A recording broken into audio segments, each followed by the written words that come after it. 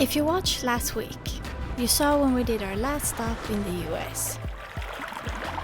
We had some engine problems on our way to San Diego, but then we explored the city.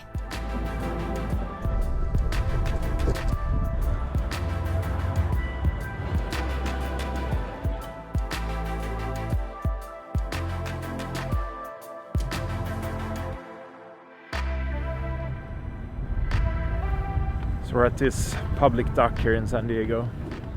We just came back from town. We've been doing the clearance for Mexico. We're going to leave now within half an hour or so. But we won't be in Ensenada until 10 or something this evening.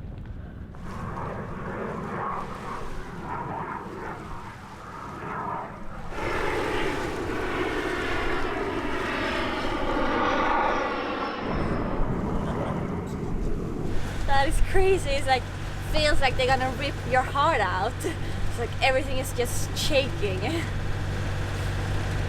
It's the third one we see now that's landing.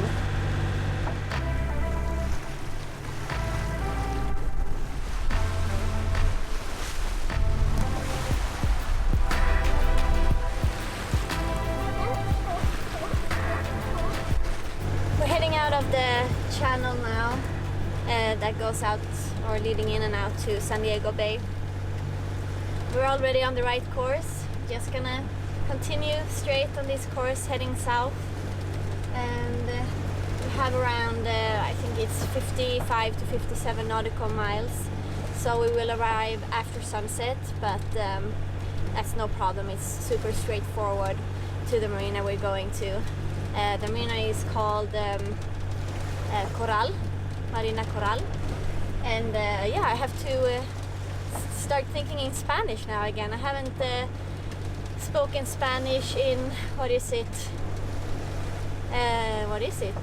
Well, over a year since we left Costa Rica in March last year.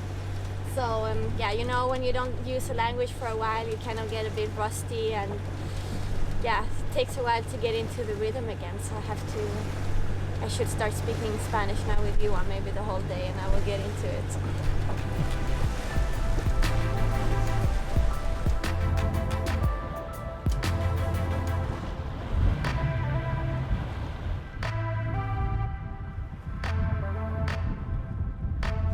Only 5 nautical miles south of San Diego is the Mexican border.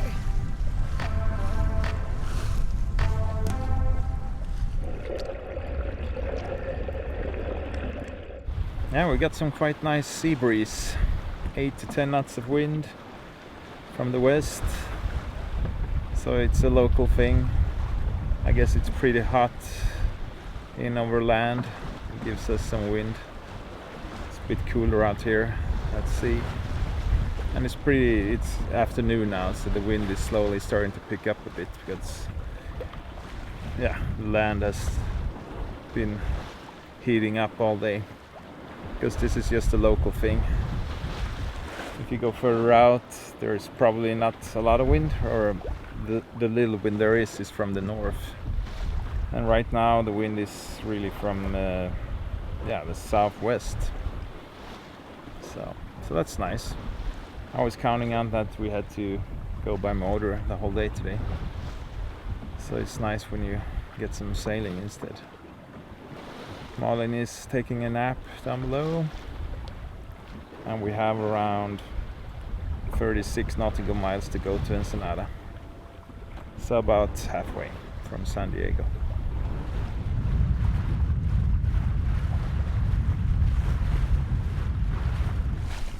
We sailed close to the coastline, and we saw pelicans for the first time in a long while, and we had dolphins swimming with us.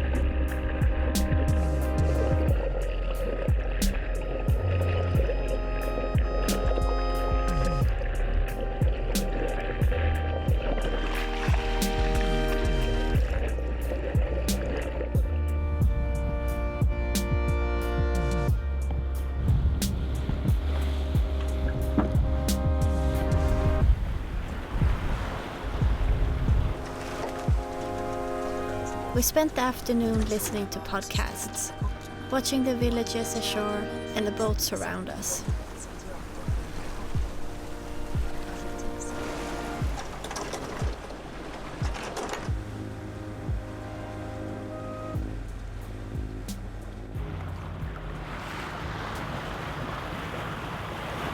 How does it feel to come to Mexico? Good. So excited for a new country. We've never been to Mexico, none of us. And it will be strange to speak another language that is not English. We've been speaking English for so long now, since we arrived in Hawaii. Because we went to Canada, English, and US, English. So yeah, fun. New culture, new things to see. That would be fun.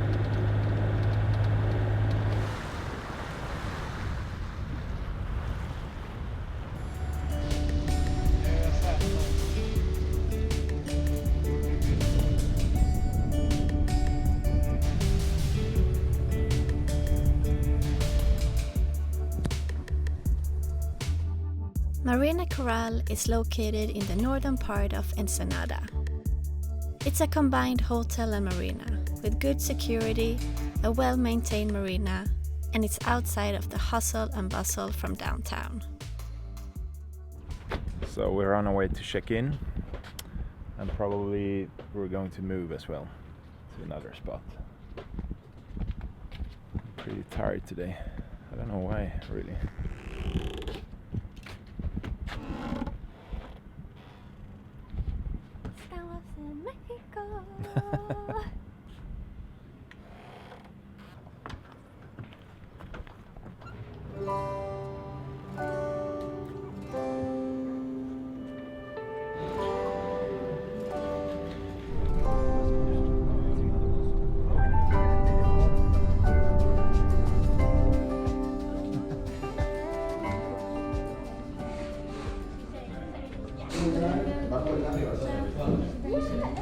Finally back and finally cleared into Mexico. There were many people there that were gonna do like the same thing as we were. They have a big freight ship coming in today with boats on, and there are many people here now that have boats there that are gonna be unloaded that they're gonna pick up. So it's a lot of things going on. Took a couple of hours. It's 1 p.m. now. So it kind of, the whole thing has taken the whole morning. So now we have all our papers from the check-in procedure that we did yesterday. So when you come here to Marina Corral, they help you with the check-in. They help you with preparing all the paperwork. That seems to be quite a lot, filling in different forms.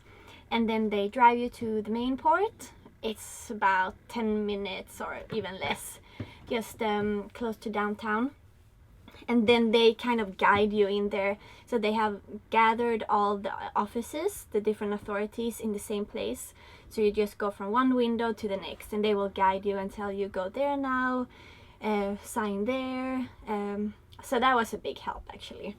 And for that they take a little fee. They took $30 per person. So it's $60 for both of us. And the rest, so that you need when you check into Mexico, this shouldn't differ, right? Differ which coast you come into, right? If it's at the Caribbean or Pacific. Yeah, it can do. You need a Sarpe on the east coast. Yeah, so it can differ a little bit depending on where you clear into Mexico, your first port, if it's in the Pacific side coast or the Caribbean coast. So what we did, that you might have seen already, before we left San Diego, we went to the CBP and got this like signed form that we left the country, which in Mexico they called Sarpe. They did not ask for that here, and that's kind of what we have read and heard, that on this coast they don't care actually, but on the other side it's more important. But anyway, so the things you need to be able to sail in Mexico is first immigration. You get these little papers that you put in your passport, we are allowed to stay here for 180 days, 6 months. We don't need any visas to get here to Mexico. That can depend on what your nationality is. So we have those. For these we paid $25 per person to get. Then we have the TIP, TIP, which is temporary import permit. So it's kind of like a registration or license for your boat to be able to be in Mexico. And that is valid for 10 years. Looks like this. Yeah, like this. And that cost $60 US. Then we have, you pay kind of like to the harbor authority. And that was $16. This. Have a little note here that Johan wrote me. But what was that? Yeah, it's kind of like a cruising permit, right? Yeah. Like to the harbor authority, which might be a SARPE that you might get to. I think it's the Navy really that you pay for to get the cruising permit. Yeah. And then we have this paper here.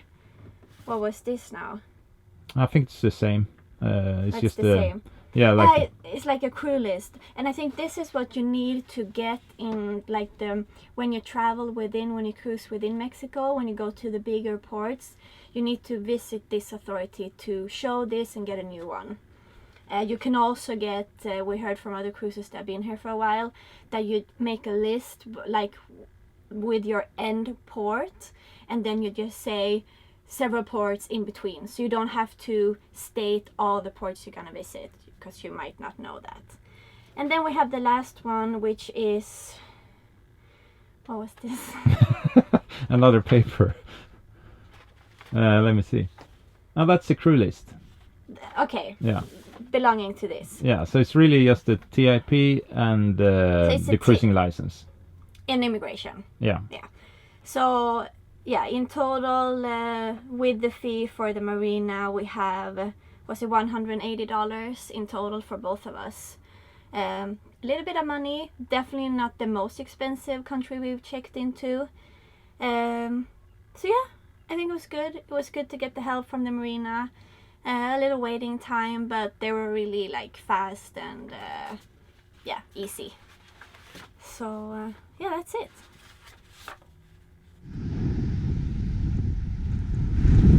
On my way to try to get some propane. It's supposed to be around 1 kilometer from the marina,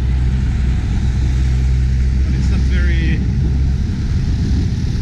I mean, I'm walking next to what feels like a highway, pretty big road, and this place is supposed to be on the other side here. I need to cross this highway eventually, if it's possible, and yeah, it'll be interesting to see if I will find it.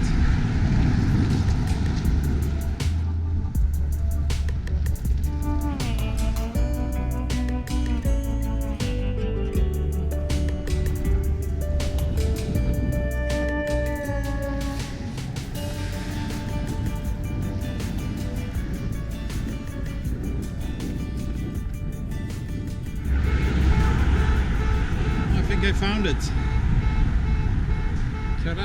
Carcamo gas sausal. Let's hope that they can fill a Panamanian bottle here in Mexico with American connection.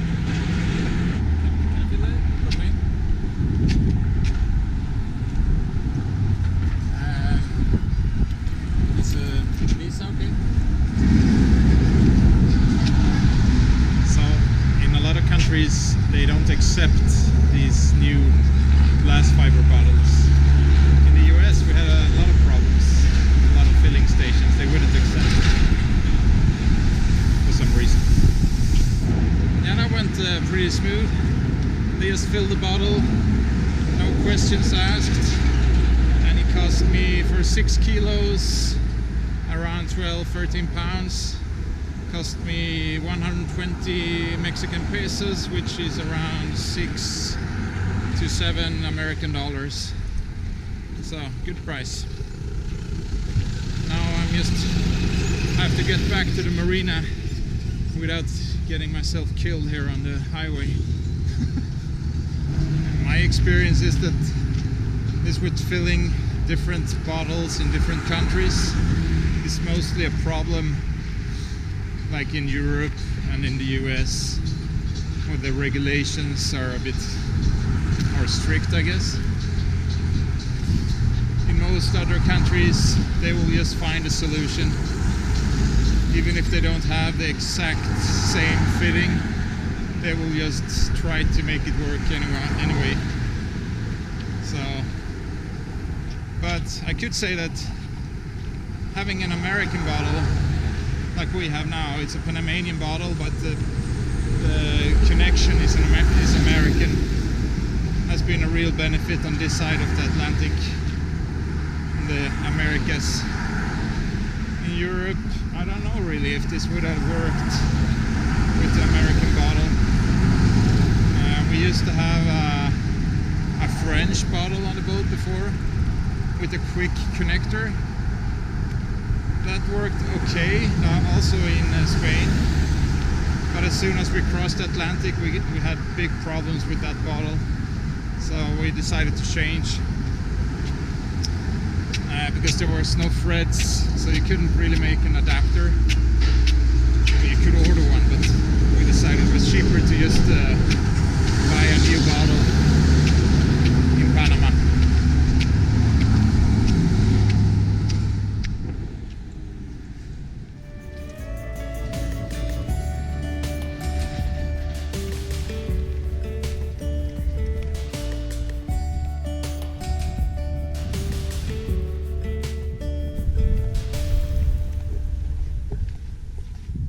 Going to do our second ultrasound.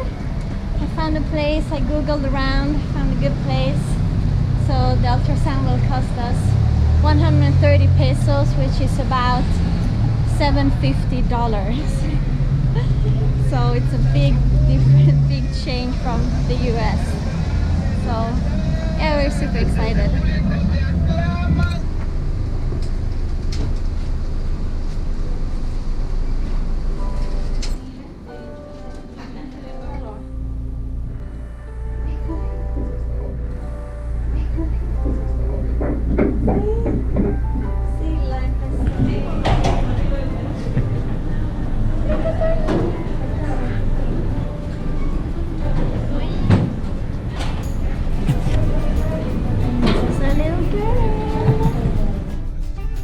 Our boat neighbors Mark and Jean invited us for lunch up in Valle de Guadalupe, outside of Ensenada.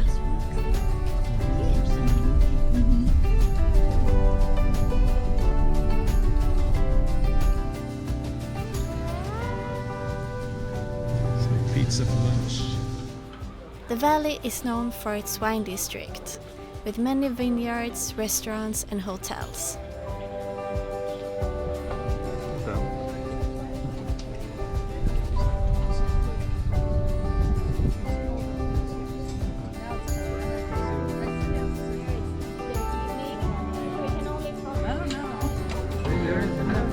Thanks for taking us here, inviting us for lunch. Yummy. Ochento's Pizzeria was like an oasis in the dry landscape. It was so pretty.